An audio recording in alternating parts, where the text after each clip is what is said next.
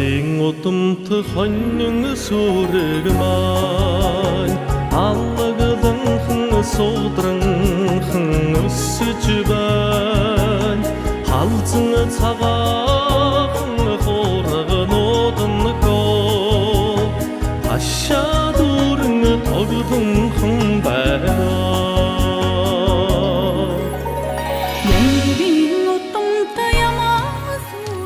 Монгол улс маань хөдөө аж ахуй орон. За тэр дундаа манай Сүхбаатар аймгийн маань эдийн засгийн голлох одоо тулгуурнууд хөдөө аж ахуй тэр дундаа одоо мал аж ахуй дээр тогтож ингэж явдаг аймгаа. За мэдээж хөдөө аж ахуй мал аж ахуй маань суурн манай малчтын маань одоо хичээлж хөдөлмөрийн бас үр дүн дээр одоо ингэж бас суйрлаж явдаг. За өнгөрсөн жил Сүхбаатар аймгийн хэмжээнд нэлээд одоо хүнд өвлийг давсан хэдий ч одоо манай тун жорголынх маань энэ хүнд өвлийг бас амжилттай даван туулж энэ одоо сайхан жил ингэж аймгийн авраг малчин хэмээх энэ сайхан нэр хүндтэй одоо шагналаар шагнагдаж ингэж одоо өвөө эмээгээ ахмад буурлуудаа найз нөхдөө гол нурийнхнагаа хамтарч энэ шагналыг ингэж авч гад туйлын их баяртай байна. Тэгээд энэ шагналыг гардуулж өгөхөөр манай одоо сумын удирдлагууд за түрүүсэн манай ган зогт аймгийн хурлын төлөөлөгч за манай ажлын албаныхаа энэ тэгээд ингээд хүмүүс бас явж байгаамаа. Тэгээд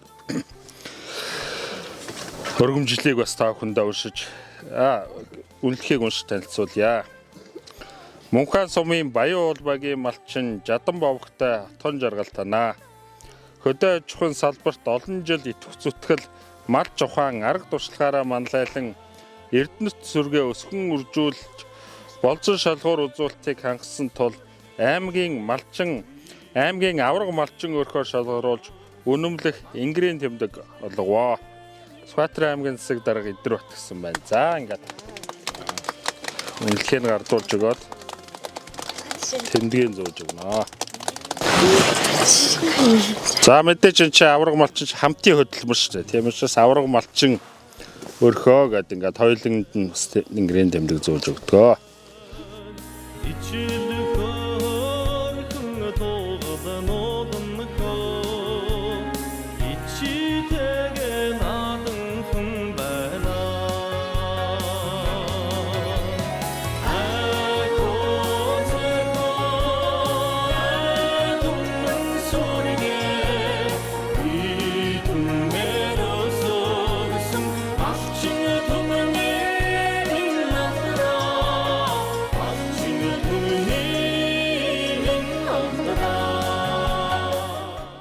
Төрөө жилж их чанга уул болсон. Тэгээ манай ичээ нөгөө уул хаттай болохоор энэ уулын ингэр ороогоороо мал нь яваад. Тэгээ ядарсан мал хоноо тэжээж мичээгээд тэгээ хорогдох айгу гарсаа.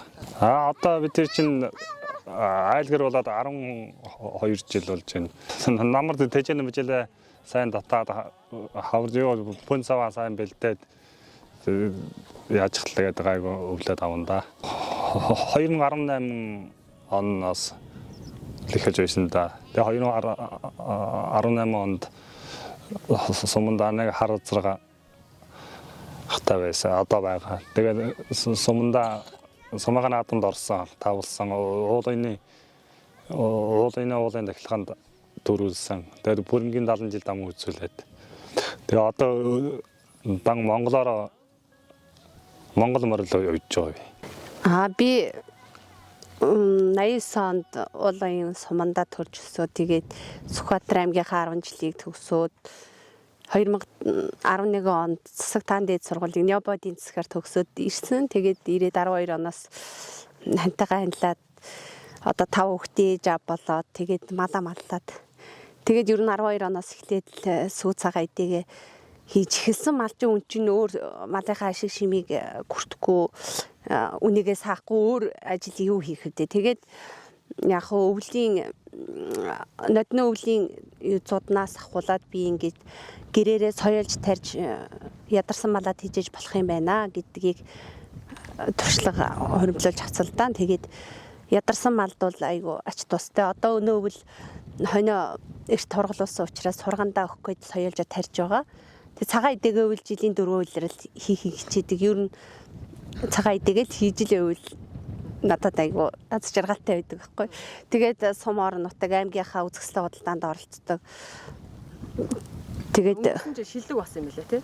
Тий өнөө сая 2025 оныхоо шинэ жилээр юугаас шилдэг баялаг бүтээгч авсан намрын үзэсгэлэн худалдаанд шар сүүний чихрээрээ дэдвэр авсан.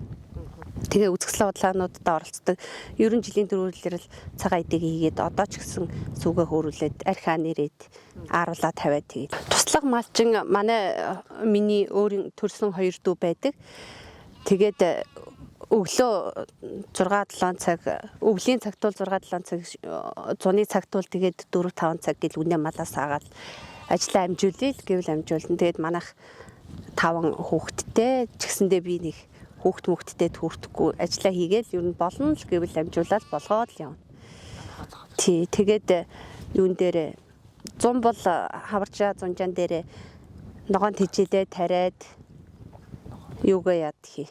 Жимсний мод тарьдаг, ногоон тэжээлээ тариад төмс хүнсний ногоогоо тариад өөрсдөө хүнсэндээ хэргэлждэг илүү гарвал тэгээд нутаг усныхантайгаа зарж борлуулаад хуугаад идчихдэг.